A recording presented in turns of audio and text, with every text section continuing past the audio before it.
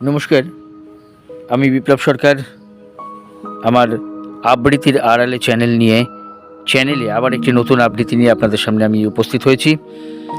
আজকে কিন্তু একটু অন্য স্বাদের অন্যরকম কবিতা, বেকার যুবকের যন্ত্রণা নিয়ে কবিতা। কবি সুবোধ সরকারের রূপম।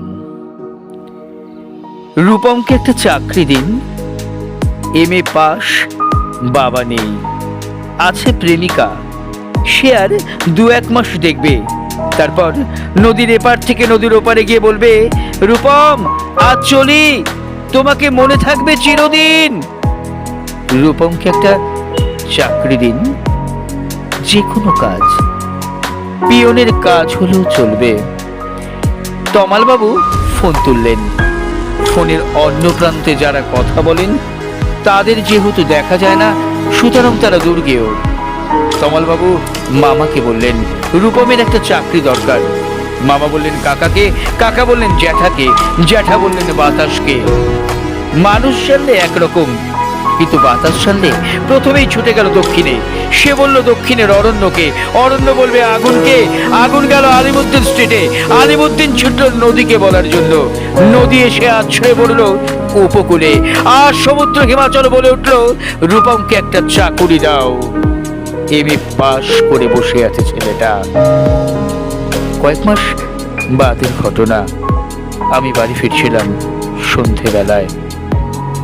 গলির মোড়ে 7-8 জনের জটলা দেখে থমকে দাঁড়ালাম।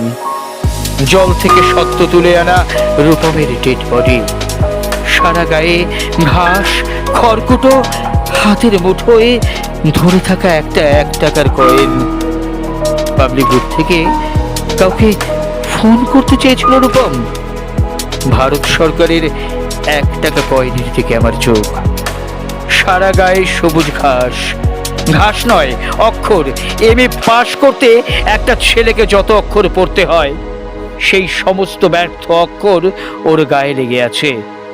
একটা ছেলেকে আপনারা কেন MA পড়ান? কোন আহ্লাদে 8খানা বিশ্ববিদ্যালয় বানিয়েছেন? তুলে দিন।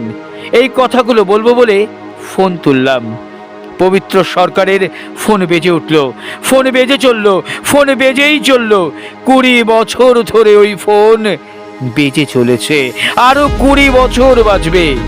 বাতাস বলছে অরণ্যকে, অরণ্য চলেছে নদীর দিকে, নদী উপকূল থেকে আছড়ে পড়ে বলবে, রূপমকে একটা চাকরি দিন। কে রূপম? রূপম আচার্য, বয়স 26, MA পাস। বাতিকের গালে একটা কাটা দাগ আছে। নমস্কার।